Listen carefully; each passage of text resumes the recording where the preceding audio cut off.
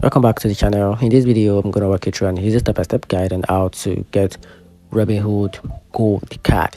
So to get started with the easy workaround and the best method you can use to get or apply for Robinhood Gold card. So the first thing to do is to join the Robinhood Gold. So open the Robinhood app and upgrade to Robinhood Gold, as only member can apply for the card.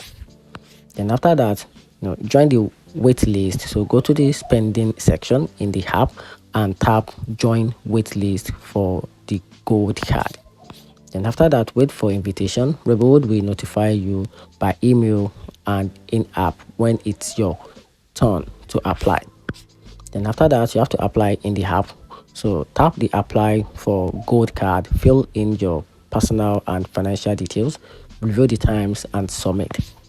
Then after that, activate after approval.